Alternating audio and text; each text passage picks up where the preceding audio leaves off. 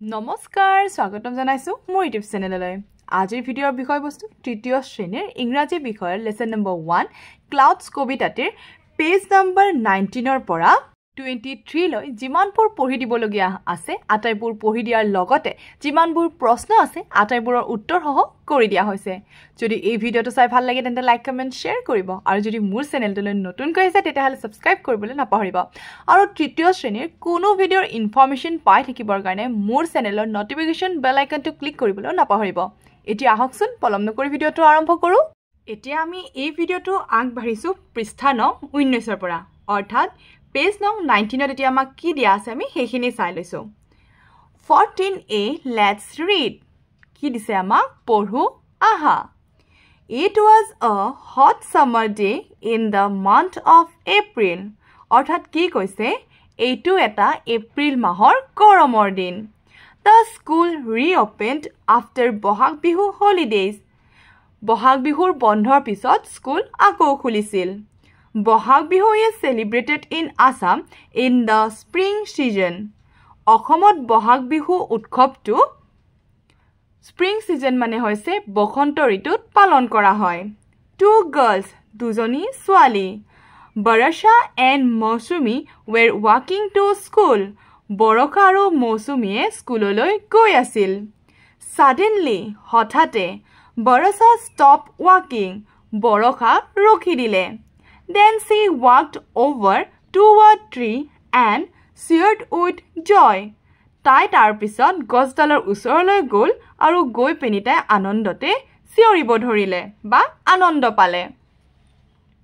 Barsha Mousumi look here what a beautiful flower বৰষাই তেতিয়া মৌচুমীক কৈছে মৌচুমী ইয়ালে চোৱা ইমান ধুনীয়া ফুল মৌচুমী it is a foxtail orchid also known as কপৌফুল in Assamese তাৰ পিছত মৌচুমীয়ে কৈছে এয়া হৈছে foxtail orchid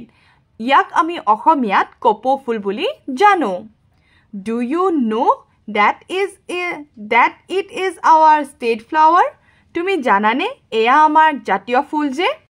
বৰষা Oh yes তেতিয়া বৰষাই কৈছে যে হয় মই জানো My mother told me about it মোৰ মায়ে এই বিষয়ে কৈছিল It blooms in the spring season এই ফুল বসন্ত ঋতুত ফুলে মৌচুমী Besides foxtails orchid different colorful flowers also bloom in the spring season কেৱল মাত্ৰ foxtail orchid নহয় আৰু বহুত অৰ্থাৎ বিভিন্ন ধৰণৰ ৰঙীন ফুল বসন্ত ঋতুত ফুলে বুলি মৌচুমীয়ে কৈছে Nature looks beautiful and fresh in spring আৰু আমাৰ প্ৰকৃতিখন ধুনীয়া আৰু সতেজ হৈ পৰে বসন্ত ঋতুত তো এইখিনি আছিল ইয়াৰে অসমীয়া অনুবাদ এতিয়া আমাক কি কি প্ৰশ্ন দিছে আমি সেইখিনি চাই লৈছো এতিয়া আমাক কেইটামান খালি ঠাই পূৰ কৰা দিয়া আছে আমি হেবোৰ পুৰাব লাগিব আৰু প্ৰথমে কি কৈছে আমাক B let's check how much we have understood এতিয়া আমাক কি কৰিব পৰীক্ষা কৰিব যে আমি কিমানখিনি বুজি পাইছো fill in the blanks খালি ঠাই পূৰ কৰা Number 1 Dash is celebrated in Assam অসমত কি পালন কৰা হয় সুধিছে অৰ্থাৎ ইয়াতে খালি ঠাই পূৰ কৰা দিছে মই হেতু কি বুলি কৈছো ইয়াতে খালি ঠাই দিছে যে Dash is celebrated in Assam তো ইয়াতে কি হ'ব বহাগ বিহু হ'ব অৰ্থাৎ Bohag Bihu is celebrated in Assam Bohag Bihu অসমত পালন কৰা হয় Barasha saw a dash orchid বৰষাই কি ধৰণৰ অৰ্কিড ফুল দেখিবলৈ পাইছিলে foxtail অৰ্থাৎ কপৌ ফুল Number 3 Bohag Bihu is celebrated in the dash season অৰ্থাৎ কোনটো ঋতুত পালন কৰা হয় কোনটো ঋতুত spring ঋতু অৰ্থাৎ বসন্ত ঋতু spring seasonত কি কৰা হয় বহাগ বিহু পালন কৰা হয় Number 4 nature looks dash and dash in spring অৰ্থাৎ কি কৈছে যে বসন্ত ঋতুত প্ৰকৃতি দেখিবলৈ কেনেকুৱা হয় বিউটিফুল আৰু ফ্ৰেছ অৰ্থাৎ ধুনীয়া আৰু সতেজ ঠিক আছে এতিয়া আমাক এই পৃষ্ঠাটোত দিয়া হৈছে লেটস ৰিড পঢ়ো আহা হট এই হট শব্দটোৰে আমাক দুটা বাক্য দিয়া আছে a hot summer day it is a hot summer day অৰ্থাৎ এই হট শব্দটোৰে আমাক দুটা কি দিছে সেন্টেন্স দিছে ঠিক আছে আকৌ ইয়াতে বিউটিফুল দিছে beautiful a beautiful flower This is a beautiful flower. তাৰপিছত আমাক pretty টোৰে দিছে pretty, a pretty dress. This is a pretty dress. এতিয়া আমাক next দিছে B. Now write down more sentences using the words hot, beautiful and pretty. কি কৈছে যে এতিয়া আমাক আকৌ বাক্য লিখিব দিছে hot, beautiful আৰু pretty ৰে ঠিক আছে এতিয়া মই ইয়াতে hotত লিখি ৰাখিছো It is very hot today. Beautiful ত ৰাখিছো She is beautiful girl. Pretty ত লিখিছো Her dress is too pretty. ঠিক আছে এনে ধৰণে লিখিবলৈ চেষ্টা কৰিলে হ'ল এতিয়া আমাক next 16 দিছে Say as fast as you can. অৰ্থাৎ আমি যিমান খৰকৈ পাৰো ক'বলৈ দিছে I scream, you scream. We all scream for ice cream. এতিয়া ইয়াতে কি কৈছে মই বুজাই দিছো বাৰু এখিনি ice cream মানে হৈছে চিয়ৰা you scream মানে হৈছে তুমি চিয়ৰা অৰ্থাৎ মই চিয়ৰো তুমি চিয়ৰা I scream, you scream. মই চিয়ৰো তুমি চিয়ৰা ঠিক আছে এটো scream মানে কি চিয়ৰা We all scream for ice cream. আমি সকলোৱে চিয়ৰো কিহৰ কাৰণে আইসক্ৰীমৰ কাৰণে এটো কি বুলি কয় আইসক্ৰীম কোৱা হয় কিন্তু এটো কি স্ক্ৰীম ঠিক আছে আইসক্ৰীম অৰ্থাৎ মই চিয়ৰো ইউ স্ক্ৰীম তুমি চিয়ৰা উই অল স্ক্ৰীম আমি সকলোৱে চিয়ৰো ফৰ আইসক্ৰীম কিহৰ কাৰণে আইসক্ৰীমৰ কাৰণে ঠিক আছে বুজি পোৱা গৈছে নহয় এতিয়া আমাক নেক্সট দিছে 17 নম্বৰ লেটস সে দ্য ওয়াৰ্ডস এই শব্দকিটা কোৱা টি আৰে যায় ট্ৰি train, truck, traffic. আৰু SP আৰে যায় spring, sprout, spread, spray. আকৌ আমাক এতিয়া কি দিছে 18A দিছে look at the pictures অৰ্থাৎ ছবিবোৰলৈ চোৱা each one is a picture of a particular season আৰু প্ৰতিটো ছবিৰে এটা এটা কি আছে ঋতু আছে এইটো হৈছে কি spring seasonor অৰ্থাৎ কি ঋতু এটো বসন্ত ঋতু মই লিখিও ৰাখিছো ধুনিয়াকৈ summer season মানে হৈছে কি গ্ৰীষ্ম ঋতু তাৰ পিছত এটো হৈছে autumn season অৰ্থাৎ শৰৎ ঋতু winter season অৰ্থাৎ শীত ঋতু ঠিক আছে এতিয়া আমাক B টু দিছে read and match column A with column B column A লগত column B মিলাব দিছে Number 1 to দিছে we watch bihu dance আমি বিহু নৃত্য দেখিবলৈ পাও in the spring season কোনটোত বসন্ত ঋতুত Number 2 we love to eat ice cream আমি আইসক্ৰীম খাবলৈ ভাল পাও in the summer season অৰ্থাৎ গ্ৰীষ্ম ঋতুত we wear woolen clothes আমি উনৰ কাপোৰ পিন্ধো in the winter season অৰ্থাৎ শীত ঋতু বা শীতকালত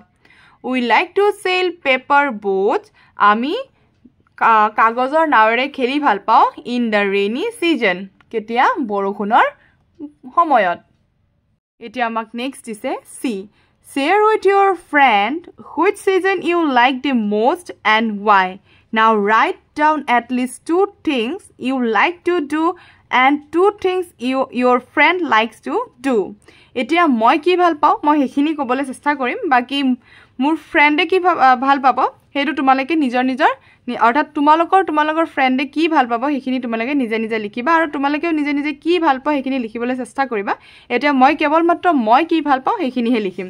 এটা মই লিখি ৰাখিছো বহিখনত I like to spring season because Bohag Bihu is celebrated in spring season অৰ্থাৎ মই এই কাৰণে বসন্ত ঋতুটো ভাল পাও কাৰণ বহাগ বিহু বসন্ত ঋতুত উদযাপন কৰা হয় I like to autumn season because Durga Puja is celebrated in autumn season. মই শৰৎ ঋতুটো ভাল পাও এই কাৰণে কাৰণ দুৰ্গা পূজা শৰৎ ঋতুত উদযাপন কৰা হয় এতিয়া আমাক 19 নম্বৰটো দিছে arrange the words in alphabetical order অৰ্থাৎ আমাক alphabetically সজাব দিছে যেনে A টো আগত আহিব B টো তাৰ পিছত আহিব তেনুকা ধৰণৰ ঠিক আছে ইয়াতে আটাইবোৰ খেলিমেলিকে দিয়া আছে এতিয়া মই ইয়াতে লিখিছো প্ৰথমে A জুৱাটোৰে autumn টো লিখিছো তাৰ পিছত B টোৰে blue লিখিছো তাৰ পিছত C নাই D নাই E নাই তো আমি F পাইছো তো F টো লিখিছো অৰ্থাৎ flower লিখিছো তাৰ পিছত girls লিখিছো তাৰ পিছত orchid লিখিছো